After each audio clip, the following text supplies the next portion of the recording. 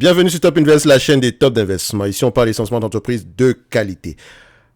Aujourd'hui, on va faire notre top 5 d'entreprises intéressantes à avoir peut-être en portefeuille dans ce mois de septembre qui commence. Donc, effectivement, ici, vous allez voir que voilà, ça date du mois de août, mais c'est septembre. OK? On va le faire comme ça. Ça ne veut pas dire que parce qu'on a parlé d'une entreprise en janvier, qu'elle n'est plus intéressante aujourd'hui. Très souvent, ce sont les mêmes entreprises qui restent sous-évaluées pendant très, très longtemps. OK? Donc, parfois, ça me dérange parfois de faire même des top 5 parce que la plupart du temps, je vais parler des mêmes entreprises. OK? Donc, il y en a plusieurs quand même qui sont légèrement sous-évaluées. Après, voilà, certaines sont plus intéressantes que d'autres. Donc, aujourd'hui, on va à peu près faire ce top 5 là, mais on va essentiellement se concentrer aujourd'hui sur les entités de croissance. Ok, je sais qu'on dit souvent ici, parfois on veut nous classer entre value, croissance, value, growth, je ne sais, voilà. Soit tu es value, soit tu es growth, tu dois choisir. Non, pour moi, il n'y a pas de choix à faire. Croissance sans valeur ne sert strictement à rien du tout.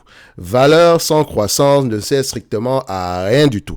Et je m'explique. La valeur ici, pour moi, n'est pas un terme mathématique, genre à savoir PE de 10 ou bien PE de 5. Non, non, non, non, non, non, non, non.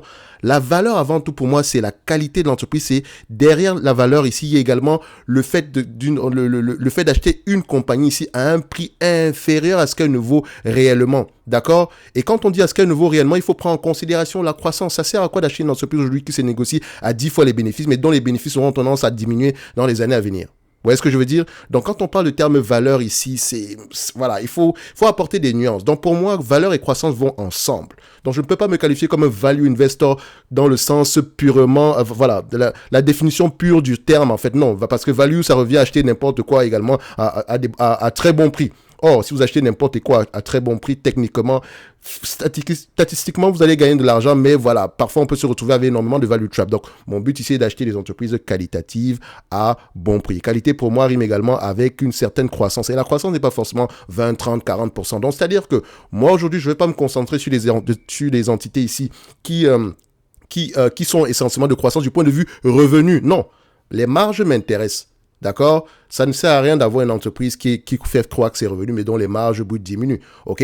Donc, dernièrement, on avait parlé d'une compagnie qu'on appelle SES Imagotag qui semble avoir un business model intéressant, mais pour le moment, sa stratégie est la stratégie de SES Imagotag ici fait à ce que ses marges brutes sont moins élevées pour le moment. Enfin, c'est ce qu'elle nous propose. OK?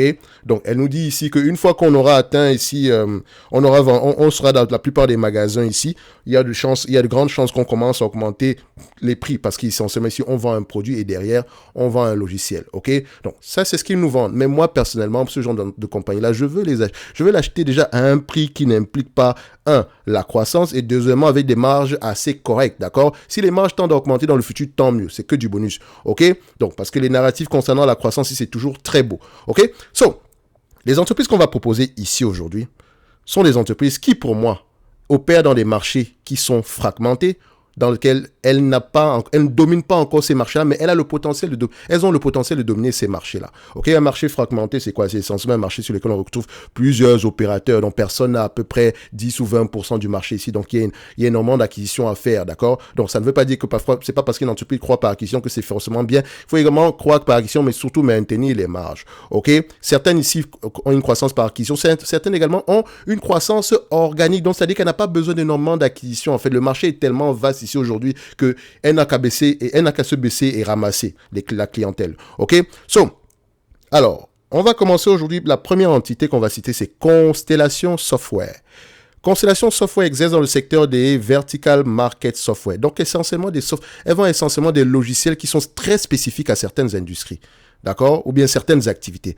Par exemple, si j'ai un salon de coiffure, j'ai besoin d'un logiciel ici qui me permette de faire des réservations. D'accord? Donc, ça peut être c'est un logiciel très spécifique.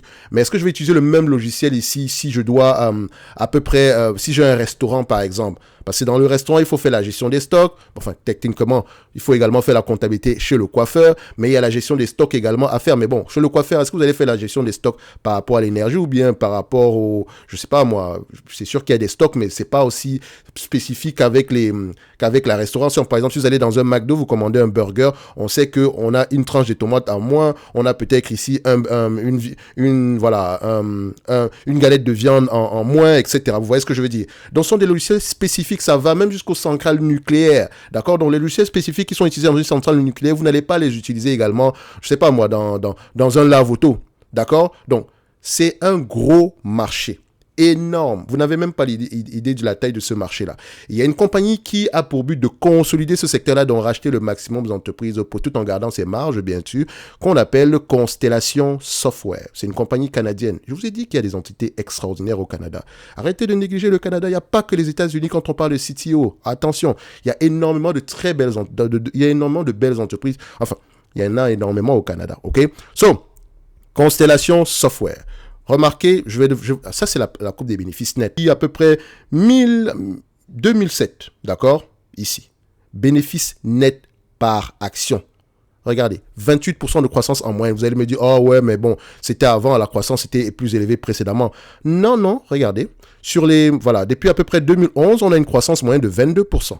22%. Et encore, ce qui est drôle ici, c'est que là, ce sont les bénéfices nets par action ajustés. En fait, en réalité, sur ce business, il faut regarder les free cash flow. Parce qu'ils sont encore plus élevés que ça. Vu qu'elle fait des acquisitions, il y a de grandes chances ici que ces free cash flow soient généralement plus élevés que ces net income parce qu'elle déprécie énormément ici en termes, il y a énormément de goodwill, d'accord? Donc, c'est pas mauvais, hein, c'est une bonne chose parce que ça nous permet d'économiser des taxes. Donc, on constate quoi ici? Que net income et free cash flow les free cash flow ont tendance à être très élevés par rapport au free cash flow, par rapport au net income. OK, donc ce sont les free cash flow qu'on doit regarder ici. Donc vous voyez un business qui produit énormément en termes de revenus, c'est magnifique. Est-ce qu'elle arrive à maintenir ses marges? On va pas le faire sur toutes les vidéos également ici, mais voilà, les marges sont à peu près stables ici. OK, vous n'avez pas, non, c'est pourquoi ça a baissé, attention. Les marges sont stables. Ici, ça peut être un problème au niveau du logiciel, d'accord? Faites attention ici. OK, donc c'est un business qui arrive à maintenir ses marges et le marché elle n'a même pas encore 5% de marché. Par contre, vous allez regarder ici CSU, VMS ici, la taille, je ne pense pas qu'elle domine. Elle ne domine pas encore ce secteur d'activité. Je pense que, vu la taille du marché, elle n'a même pas 5% de ce marché-là. D'accord? Et elle pèse déjà plusieurs milliards en date d'aujourd'hui. Allez-y juste regarder la taille du marché. On va juste se laisser là, OK? Maintenant, en termes de croissance, OK? C'est une belle entreprise. L'estimation la croissance future en termes de revenus, hein, bien sûr. Et faites attention, croissance des revenus de 50% ne veut pas forcément dire qu'on aura une croissance des bénéfices de 50%. Donc ici, on a 40%, on s'attend à 40% de croissance moyenne sur les 5 prochaines années. En moyenne. Je dis bien en moyenne. C'est assez élevé, n'est-ce pas? Sur les dernières années, elle a fait à peu près combien? On est à 31%, donc ce n'est peut-être pas impossible. Parce que cette année, elle fait beaucoup d'acquisitions. Énormément d'acquisitions. Je ne pense pas qu'elle n'a jamais passé une année sans faire une seule acquisition. Elle en fait énormément. Et ce qui est bien, c'est qu'elle paye des acquisitions avec les free cash flow. Évidemment, elle ne verse pas de dividende. Ou bien un dividende ici, très très léger. Ici, c'est presque rien du tout. OK? Mais attention, elle peut vraiment verser un dividende assez consistant si elle le voulait. OK? Donc, maintenant, du point de vue, j'aime bien cette compagnie, donc je sais que j'aimerais passer quelques minutes ici à peu près afin de vous montrer à peu près comment est-ce qu'elle est extraordinaire, ok? Bon, vous avez vu qu'on s'attendait à peu près à 40% de croissance, n'est-ce pas? Je vais être gentil. Je ne vais pas mettre 40%, je vais juste me limiter à 15%. C'est du logiciel, n'est-ce pas? Donc, il y a de grandes chances qu'on maintienne qu'on s'échange entre 25 et 20 fois les bénéfices. OK? Donc, on va le mettre ici je vais mettre ici 25 fois les bénéfices. On va faire simple. OK? Apply. Non, pas 125. 25 fois les bénéfices. Ce qui veut dire qu'on attend 4% de rendement. OK? Donc, si la croissance future à partir de 2025 est aux alentours de 15% jusqu'en 2029 et que cette entreprise se négocie à 25 fois les bénéfices, on pourrait s'attendre à un prix à 6 767 $. Oui, après on va dire que 2800 $, c'est beaucoup, mais attention, c'est le prix d'une action. Ça ne veut pas dire que c'est beaucoup. Peut-être que vous ne pouvez pas dépenser 2800 $ pour acheter une entreprise ici aujourd'hui, et encore que vous pouvez m'acheter des fractions d'actions aujourd'hui, donc ce n'est même pas un problème. Ce n'est pas le prix qui est élevé, non. On parle de valeur, il faut faire la différence entre la valeur et le prix. D'accord? Donc ici, la valeur est plus élevée que le prix actuel. Évidemment, je vous dis toujours, acheter une compagnie de croissance à un prix qui n'implique pas la croissance, parce que la croissance tend toujours à diminuer dans le futur. On n'est jamais à l'abri d'une mauvaise surprise. Donc ici, est-ce que c'est respecté? OK? Si on s'échange à 25 fois les bénéfices, techniquement, 25 fois les free cash flow ici, on voit que par rapport aux bénéfices nets attendus en 2024, et encore, les années sont tendance à avoir raison ici, toujours aller vérifier, on pourrait se dire que on pourrait tout ce qui est en dessous de 3,364 $, ça pourrait être intéressant. La dette, elle a une dette tout simplement, voilà, c'est négligeable. Elle peut repayer la dette assez rapidement ici. OK? Constellation Software pourrait être une très belle entreprise à avoir en portefeuille en date d'aujourd'hui. D'accord? Allez-y fouiller. Ne me croyez pas sur parole. Et d'ailleurs, même, je vous demande jamais de me croire sur parole. Toujours lire ces rapports financiers. OK? Et après, si vous avez des questions par rapport à Constellation Software, n'hésitez pas à nous retrouver dans le service Top Premium. OK? Où on parle vraiment d'analyse qualitative du point de vue. Voilà. Quand on dit analyse fondamentale, il y a le quantitatif, il y a le qualitatif. OK? Donc, le quantitatif permet de présenter les chiffres, c'est ce qu'on fait ici. Le qualitatif permet de faire parler les chiffres. C'est bien de voir ici une croissance de 20%, mais ça vient d'où? Taille du marché, quel marché exactement? Qui sont les compétiteurs? Ça ne veut pas dire que c'est moi qui vais aller chercher l'information pour vous, mais si vous avez ce genre de questions-là, je peux essayer de vous orienter. En supplément de ça, vous pouvez bénéficier de 2 formations ici, inclus dans le prix actuel. OK? Donc, je vous laisse aller voir la page de vente. Elle est en description de la vidéo. Maintenant, on revient sur Constellation Software. Ah non, on a terminé avec Constellation Software. Première entreprise. Deuxième entité, c'est une entité canadienne. Alimentation Couche-Tard, je pense que vous en avez entendu parler dernièrement quand vous voulez racheter Carrefour et le gouvernement français a dit « niet ». Ne venez pas me poser la question pourquoi est-ce qu'ils ont refusé. Mais Alimentation Couche-Tard, c'est également une très belle success story. Alimentation Couche-Tard, c'est à peu près ce qu'on appelle les convenience stores. Convenience store, ça veut dire quoi? Essentiellement, pour faire simple. Hein. Voilà. Vous avez déjà eu à prendre de l'essence un jour, n'est-ce pas? Et est-ce que vous avez déjà remarqué qu'il y a toujours un petit magasin à côté de la pompe à essence? Voilà. Donc, elle se concentre uniquement dessus. Mais attention, ce n'est pas que de l'essence qu'elle vend. En fait, ce qui est drôle, c'est que l'essence qu'elle vend ici aujourd'hui, ça fait partie l'entreprise ici ça permet à l'entreprise ici de pouvoir générer énormément de revenus, n'est-ce pas? Mais en termes de marge, en fait, c'est presque rien du tout. OK? Donc, en fait, c'est juste un appart. Et derrière ça, qu'est-ce qu'on fait? On peut vendre des hot dogs, etc., du café. Par exemple, regardez cette statistique qui m'a fait rire un tout petit peu. Enfin, regardez. Voilà, c'est où? Ici. Elle emploie à peu près 135 000 personnes. Elle vend 750 000 tasses de café par jour. 750 000. 490 000 hot dogs par jour.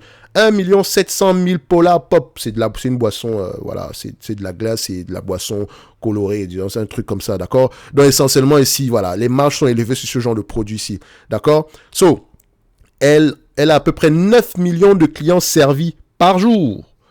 Par jour, ok? Et ça, ce sont des statistiques de 2020. Enfin, publiées en 2021. Donc, techniquement, ça a peut-être changé en date d'aujourd'hui. Oui, quand on va parler ici également de gaz, donc de pétrole, d'essence, vous allez parler ici, mais quand on va arriver à la voiture électrique, comment on va faire? Mais est-ce que tu as déjà voulu recharger ta voiture électrique à l'extérieur? Techniquement, les pompes à essence vont peut-être être remplacées par comment on appelle encore ça, des bornes de recharge ici pour voitures électriques, ok? Évidemment aussi, je pense qu'avec la technologie qui va avancer, on pourra recharger les voitures électriques comme on recharge ici les voitures à essence, d'accord? En 5 minutes, on peut se faire à peu près pas un plein, d'accord? Mais voilà, avec les superchargeurs ici, ça pourrait fonctionner, ok? Donc, tout ce qui concerne la croissance future ici, il y a encore assez de place. Et évidemment, quand tu vas aller regarder la taille du marché, alors, et ça me permet ici de me poser une question. Mais Ruby fait à peu près la même chose, mais sauf que Ruby se concentre essentiellement sur le carburant. Pourquoi Ruby ne se concentrerait pas également, ne chercherait pas à faire à peu près la même chose?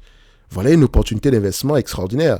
D'accord? Donc, parfois, c'est intéressant de lire sur les entités et voir à peu près si le Ruby, sur les entreprises qu'on possède, pourrait à peu près faire la même chose. Je pense qu'il y a une opportunité de croissance à ce niveau-là. Bon, quoi qu'ils sont également situés dans des zones très particulières. Comme vous allez voir ici, Couche-Tard, les convenience stores en Afrique, franchement, ça va être compliqué. Mais Couche-Tard est essentiellement en Amérique du Nord, en Europe, etc. Donc, il y a également des opportunités de croissance, d'accord? Donc, peut-être également, c'est pas un modèle ici qui va dans les zones où Ruby opère, ça sera peut-être pas un bon modèle, mais à l'extérieur, ça peut quand même marcher. Alors, on peut également voir au niveau des États-Unis ici, elle n'a que 5% du marché. 5% du marché aux États-Unis. Et quand tu regardes son revenu en date d'aujourd'hui, combien est-ce qu'on vend aux États-Unis? 72% du revenu provient ici, non, 70% de nos revenus proviennent des États-Unis. 70%. Et on n'a que 5% du marché américain. 5% du marché américain. Et la plupart des magasins ici, soit c'est un magasin ici, voilà, c'est une seule personne un seul propriétaire. Quand on dit un seul propriétaire, c'est un magasin uniquement. Ou bien très peu ici, 10% du marché ici, c'est à peu près des propriétaires qui ont entre 11 et 100 magasins. Et les propriétaires qui ont à peu près 500 magasins et plus représentent 20% du marché. Ok, donc il y a énormément de consolidation possible ici. Bref, Ça, c'est couche-tard. Du point de vue techniquement, ça nous permet, on a à peu près brossé ici ce que l'entreprise pouvait faire. OK? Donc, je vous laisse aller lire ça. J'espère que j'ai suscité l'intérêt en vous. Maintenant, tout ce qui vous intéresse généralement, c'est combien est-ce que ça coûte? Est-ce que c'est surévalué, etc. Vu l'opportunité de croissance ici, il ne serait pas fou de payer 20 fois les bénéfices ici. D'accord? Il ne serait pas fou de payer 20 fois les bénéfices. Et uniquement parce qu'on a un potentiel de croissance assez élevé. Évidemment, la croissance ici est par acquisition, donc elle est difficile ici à prévoir généralement parce que l'entreprise peut faire une grosse acquisition, se calmer et revenir en faire une autre quelques années plus tard. On peut le voir ici quand on regarde à peu près la croissance de l'entreprise. Si vous constatez que parfois on a des grosses poussées de croissance, après on a un ralentissement, grosse poussée, ralentissement, grosse poussée, ralentissement. OK? Donc, il faut toujours voir ça ici du point de vue les 10 dernières années, par exemple. Si on prend la croissance ici, ça donne à peu près quoi? On a à peu près aux alentours de 7% par là. 5 dernières années, on est à 6%. Sur les 3 dernières années, on a à peu près 9%. Donc, selon Yahoo Finance, on s'attendrait à peu près à du 5% de croissance sur les années à venir. Soyons gentils, on va mettre 5% de croissance ici. Forecast Calculator, qu'est-ce que ça nous donne ici? On met en custom. Alors, ici aujourd'hui, si on arrive à avoir le 5% de croissance, ça donne à peu près ici une médiane à 20 fois les bénéfices, bien sûr. 20 fois les bénéfices, on va le mettre ici. Pas 25 fois, 20 fois les bénéfices. On sera aux alentours ici en 2030, on sera aux alentours ici de 151 $. OK? Évidemment, si on arrive... Attendez. Non, c'est ici. On sera plutôt aux alentours de 121 $. OK? Ça, c'est en prenant 5%. D'accord? Comme je l'ai dit, la croissance peut être plus élevée certaines années. OK? Donc, parce que normalement, vous allez voir ici que, mais Thierry, ça ne respecte pas les 8% que tu recherches généralement ici, etc. Mais, comme je l'ai dit, c'est par rapport à la taille du marché. La croissance peut être très élevée pendant très, très, très longtemps. OK? Juste aux États-Unis, il y a encore du potentiel. OK? Donc, on continue donc ici. Moi, je pense qu'au prix actuel, ça pourrait être intéressant d'aller creuser en profondeur pour un business. OK? Ça pourrait être assez intéressant. C'est pour susciter de l'intérêt et du questionnement. Ça ne veut pas dire qu'on prend, on achète bêtement, les amis. OK? Comme d'habitude, vous savez qu'ici, c'est pas ce qu'on préconise. D'accord? Donc, acheter une entreprise de croissance à un prix qui n'implique pas la croissance. Ça vous rappelle quelque chose? Donc, ça veut dire que si ce business, il se négocie, admettons, à 20 fois les bénéfices, et encore 20 fois les bénéfices pour du convenience store, comprenez, c'est uniquement parce qu'il y a la croissance que je pourrais payer 20 fois les bénéfices. Hein. Admettons même que je me limite à 17 fois les bénéfices, soyons comme ça, voilà, soyons pessimistes, d'accord? Et c'est un business assez prévisible, ok? Sur les 2 dernières années ici, en moyenne, les analystes ont souvent raison, d'accord? Et quand vous constatez ici, vous remarquez quoi? À 17 fois les bénéfices ici, laissons la dette de côté, on ne l'achète pas à un prix assez élevé. Actuellement, on pourrait qu'aux alentours ici de 84 $ l'action. Elle a une dette nette de combien? Dette nette, on a la dette nette ici, fun fact, fun graft, qu'est-ce que ça nous donne ici en dette nette? Alors, valider, et voilà. Donc, ici, on a une dette nette aux alentours de 11 $. Donc, si on enlève la dette nette ici, on va se retrouver ici, si on enlève à peu près la dette nette du prix qu'on avait trouvé à 84 $ l'action ici, on sera aux alentours ici, disons, de 84 moins 12, arrondissons à 12, ça donne à peu près 72. Donc, correctement évalué. OK? Correctement évalué. Évidemment, ça prend une légère croissance en considération, mais c'est pas fou. D'accord? Donc, ça peut être intéressant d'aller creuser en profondeur du alimentation couche-tard. OK? So, les amis, j'ai également besoin de vous. D'accord? Vous avez remarqué ici que le volume de vidéos a un tout petit peu diminué parce que je m'ennuie un tout petit peu à faire des vidéos concernant les analyses quantitatives. À vrai dire, ce qui me drive à peu près, c'est à lire les rapports financiers et venir exposer des entités en particulier. Mais également, ça prend énormément de temps. Donc, parfois, ce sont des choses que, voilà, je préfère faire uniquement ici dans le service top premium et uniquement sur des entreprises qui, moi, m'intéressent. Mais si on avait un type de contenu peut-être plus, voilà, si on pouvait parler des ratios ou des choses comme ça, proposez-moi des sujets en commentaire. On ne sait jamais, d'accord? Donc, proposez-moi des sujets en commentaire. J'essaierai de voir à peu près comment développer ça. Parce que techniquement, ici, j'ai souvent remarqué que vous vous posez souvent les mêmes questions. OK? Donc, ça peut être intéressant à aller voir. Par exemple, la vidéo concernant comment lire les rapports financiers, c'est une vidéo qui fonctionne très bien. Pourtant, on l'a fait il y a très, très longtemps. Donc, je sais que c'est un sujet que vous recherchez énormément. Donc, est-ce qu'on devait faire un sujet sur les ratios, des choses comme ça? Parce qu'il y a énormément de choses à dire ici. OK? Par exemple, les splits, ce genre de choses-là. Bref. On revient ici sur les vidéos, sur le top 5. OK, on a déjà mis à peu près une vingtaine de minutes et je suis juste à 2 entreprises. Alors, on va aller très rapidement. 3e entreprise sur la liste, c'est Mastercard. J'en ai parlé dernièrement sur un live. C'est parce que je suis en train de lire présentement sur tout ce qui concerne ici les payment processing. Donc, quelle est la différence entre Mastercard, American Express, Adyen, PayPal, Apple Pay, etc. Et je me rends compte que en fait, Mastercard et American et Visa sont très bien positionnés dans la chaîne de valeur. D'accord? 70% des transactions également ici se font encore en cash et en chèque. C'est-à-dire que l'opportunité de croissance est encore élevée. Et encore, elles ont un pricing power. Donc aujourd'hui, on va me dire que oui, mais c'est 35 fois les bénéfices. Mais la croissance pourrait être très élevée pendant très longtemps. C'est ça le problème. Ici, on s'attend à du 18%. C'est un business qui va forcément se négocier à 25 fois les bénéfices. D'accord? Prenons 25 fois les bénéfices d'ici 2025. À ce prix-là, on est correctement évalué au prix actuel. Correctement. Laissons même la dette de côté parce que franchement, c'est risible. OK? Correctement évalué au prix actuel. Je dis bien correctement évalué. Ce qui dit qu'au-delà de 2025, est-ce qu'on aurait une croissance supérieure à 10%? Il y a de grandes chances que oui. Il y a de grandes chances que oui. Et encore pendant très très longtemps. OK? Admettons, extrapolons un tout petit peu. Les analystes ici s'attendent à peu près à une croissance moyenne de 18%. Et c'est très possible, c'est pas une blague. D'accord? Moi, je vais être pessimiste. Je ne vais pas mettre du 10%, 18%. Si 18% se réalise ici, d'ici 2029, on pourrait atteindre $845 à l'action, soit doublé. Disons 10%. Le but d'abord est de récupérer ma somme de départ, d'accord? Est-ce que je pourrais récupérer ma somme de départ au prix actuel? Il y a de grandes chances que oui. OK? Donc, toute croissance supplémentaire, ça ne sera que du bonus. En plus, rachat d'actions, augmentation des marges, possible. Ça, c'est Mastercard. Et ça vaut de même également pour Visa, qui sera la 4e entreprise sur la liste. Donc, franchement, et si vous regardez mes premières vidéos, je vous disais, c'est surévalué, machin. Non. Visa et Mastercard, le marché est tout simplement énorme. Évidemment, de temps en temps, il y aura des, enfin, je n'aime pas parler de respiration. La croissance aura tendance à ralentir, mais regardez la taille du marché. Regardez juste la taille du marché. Et tant que les volumes de transactions seront de plus en plus élevés, ça ne sera que du bonus pour Visa et Mastercard. Donc, on a Constellation Software, on a Alimentation Couche-Tard, on a Visa, on a Mastercard. La dernière sur la liste, bon. MBUU. Malibu Boats, même narratif, consolidation dans ce secteur d'activité-ci. D'accord? Donc, je vous laisse aller voir ça. J'ai fait une vidéo sur Malibu Boats ici. Je pense qu'elle est toujours d'actualité. OK? Malibu Boats, la vidéo existe sur Top Invest. Et encore, il y a une autre entreprise, c'est Polaris, qui fait à peu près la même chose dans le segment dans le segment ici des power boats, mais également ils ont un autre segment ici qui vend à peu près des scooters des neiges, ce genre de choses-là, des quads, voilà. Donc, c'est à peu près ici des véhicules ici récréationnels. Donc, vous avez également Polaris dessus, mais ça reste des compagnies cycliques. Donc, la vidéo également est disponible sur la chaîne. Et sinon, on pourrait également rajouter une entreprise canadienne qu'on appelle, c'est Bombardier Realty Product ici, Recreational Product, donc DOO, qui est également dans la même tendance.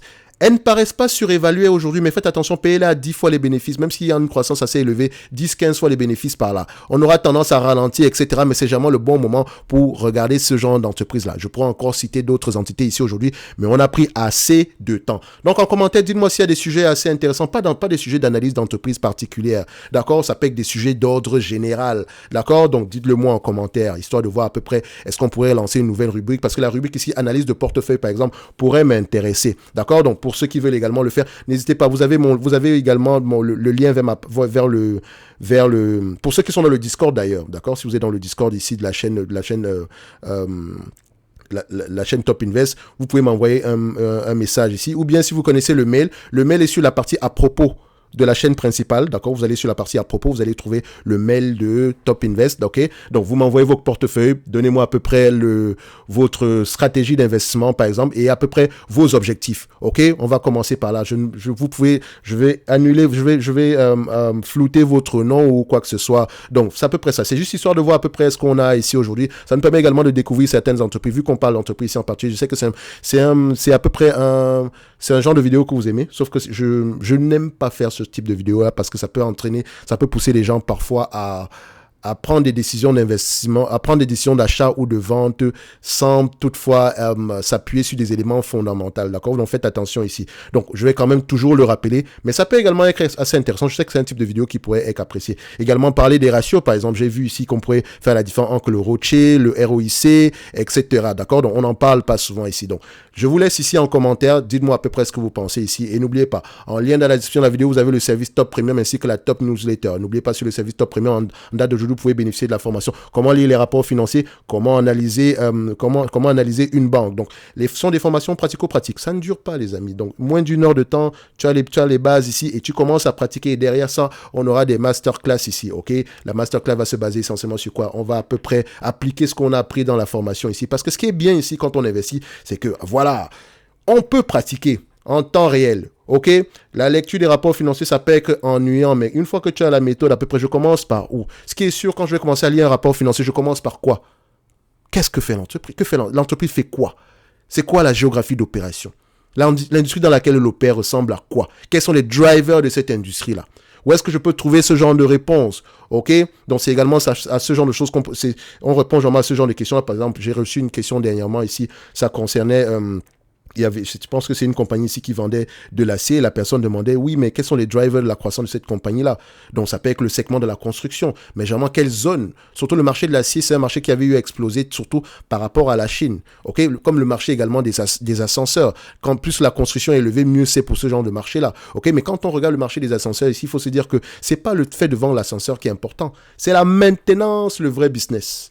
Ok, bref, on n'est pas là pour ça. Les 5 entreprises qu'on a citées ici, la liste est non exhaustive. On pourrait rajouter d'autres entités ici. Et vous voyez, je n'ai pas passé du temps sur le dividende ou quoi que ce soit. Je pense que vous êtes assez intelligent ici pour vous-même aller regarder cela. D'accord? Donc les amis, c'était assez long. On va se donner rendez-vous sur la prochaine vidéo. D'ici là, portez-vous bien. Merci.